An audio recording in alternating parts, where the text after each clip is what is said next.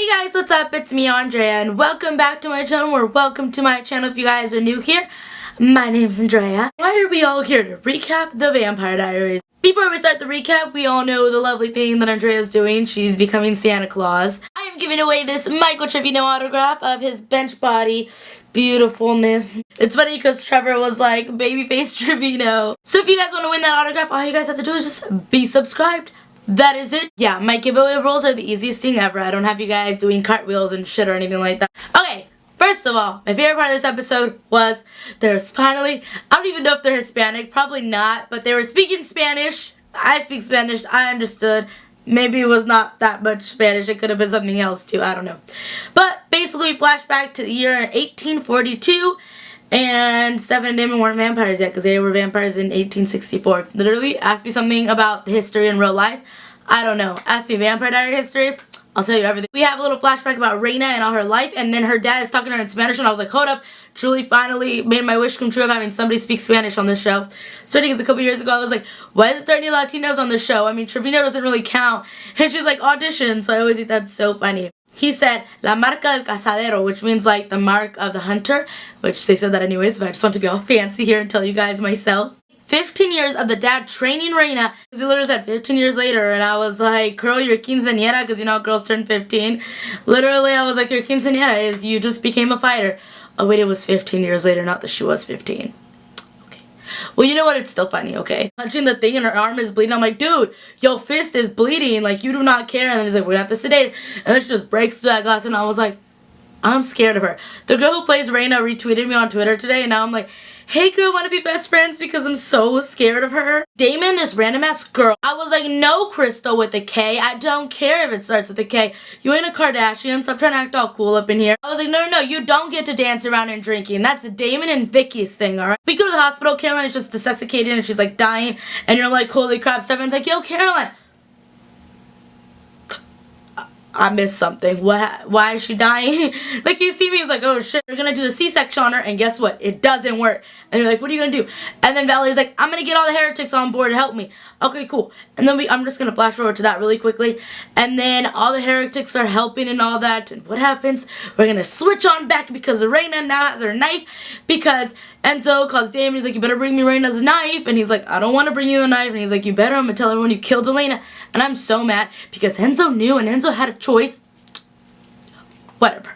Enzo, not happy with you. Malarkey, I still love you. It's that first time that, like, this is supposed to be our villain. But they made her, like, they showed her up, they portrayed her as, like, the good villain, if that makes sense. Like, showing us her background and things like that. I feel like whenever they give us a villain on Vampire Diaries, they don't show us our background, they don't show us to care about that person till the end. So I feel like this way they showed us her before. Like, dude, they killed her dad. Of course she wants to kill everyone and Julia and their mama. I would too. Except for Stefan, because I love Stefan. So can you not kill Stefan? Please. Julian basically killed the dad. Well, he wanted to kill the dad, but he compelled Reina to kill her own dad. So that shit messes with your head. So I'm just so happy that Reina was coming after everyone. But in my mind, I'm like, dude, you can stop now. Julian's dead. We did it for you. She doesn't care. She went after Beau. And I'm so mad because we finally heard Beau's voice. And now I understand why Omi's traumatized and can't talk. Like, he literally can't talk. And I'm like, oh my god, Beau. Then when he died, I was so mad because they tried to get away because they're all helping. And Chandra tried to help Caroline give birth and all that. So they're all helping. I really like that because, like, they all came together. And then what? Hunter's coming for them. And they're like, dude, we gotta go because she's going. And as they're leaving the hospital, thinking about taking a flight and everything. And then Reina comes in and just stabs. And you're like, oh my god, no, not Beau. Because I like Beau. But I knew he was going to be the first one to go. So it's like we're on Survivor. And we all know who's going to be the next one to go. Another heretic, maybe? That's hella mean. Anyways, I'm just stating the facts of people that I didn't see in the flash forwards. Favorite quote of this episode, I had two. My favorite one was back when I was telling you guys that they were going to give Reina her knife and everything. I loved how Reina was like, you don't remember me, do you? And she's like, surprisingly no, considering the fact that I've seen every single Hunger Games movie, I literally die. Like, they gave Bonnie the best line. Why doesn't she care about Damon? Damon got stabbed by the stone, but it's only if she stabbed them with the stone that she comes after them. So who is she going after in the hospital? Like, I didn't get it. Because, like, now she's going to want to kill Stefan. So I don't... Does that make sense? Like, it's only if she stabbed him with a knife. Not if you've been in the Phoenix Stone before. Right? I don't really know, actually. Somebody else could probably explain that in the comments. poor Stefan got stabbed, so he's like running towards Timbuktu at this point. And a lot of sudden he's like, I got kind of like, ugh.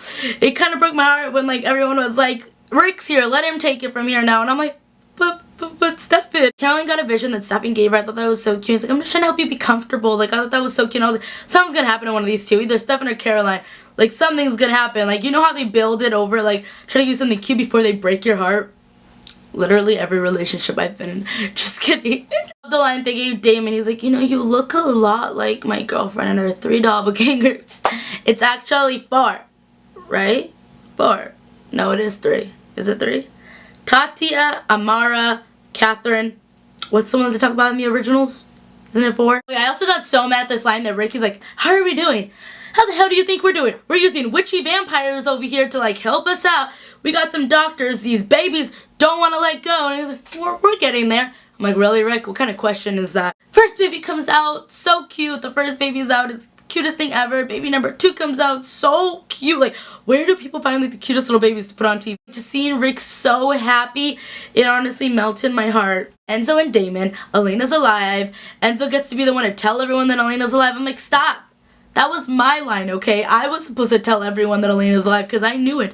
Tyler had her in New York. Okay, apparently now Tyler and Enzo are BFFs. Please, how does... Okay. Bonnie and Caroline at that end where she's like, everything's fine, everything's... She's like, where's Stefan? And then she finds out the bad news, which isn't good.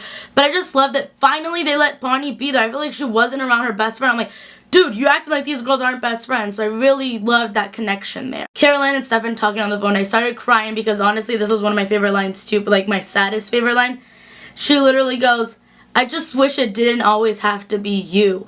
And that is so true. Stefan's always the one, and I'm never the one. Flashback to season 1, Caroline. The other part that I just loved is that once they hung up, I was crying there, but what made me cry even more, okay, I felt for once I really did cry on Vampire Diaries, and it was a while since I really felt this much emotion with the show, is where Lark is handing the babies, and we already knew their names because of Flash Forward, but it was just so sentimental. I was like, this is for Josie, and then this one's Elizabeth, for Caroline's mom, and I literally just started bawling my eyes out. Caroline's face, I literally like, it just gives me the chills. Like, it was honestly the cutest thing ever. And now, to the end, because we're getting our crossover next week.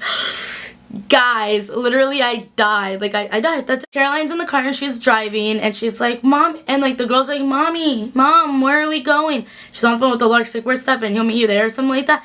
She's like, Mommy, where are we going? Where are we going? She's like, to New Orleans to see an old friend of mine. I was like, oh my god, I'm so ready for this crossover, guys. We're gonna see Klaus. But I have some questions. 3 years forward is regular times on the originals, or that's gonna be 3 years forward that hasn't happened? The 3 years present day, like right now on the originals, or is that literally 3 years for them too? That's my main concern. So I'm like, if it is 3 years later, like what would Hope look like? But then again, it's like, how would that work? Because Hope would be a baby and these little girls are older. You know what I mean? So I'd want to know that. I don't know why that was going to make my first little, like, thing. Because, like, babies are the things that you would be like, how did that work out? You know, maybe it's just me. So I want to know if you guys want to know if it's going to be a flash forward for the originals too. Or just present day for them. I don't know. I don't know how that would work. Because Haley left pregnant on the Vampire Diaries. So let me know you guys' thoughts on this episode. I'm way too pumped for next week. I haven't watched the originals yet. So I got to get on that. But thank you guys so much for watching this video, and I'll talk to you guys in the next one. Don't forget to give it a big thumbs up if you guys liked it. Comment below, share this on your social media, subscribe because it's free, and that's how you get notified. And to win this beautiful Michael Trevino autograph, I know you guys want to win this, I also have more autographs coming up after I say who wins that bad boy. So yeah, I will talk to you guys in the next one. Bye everyone!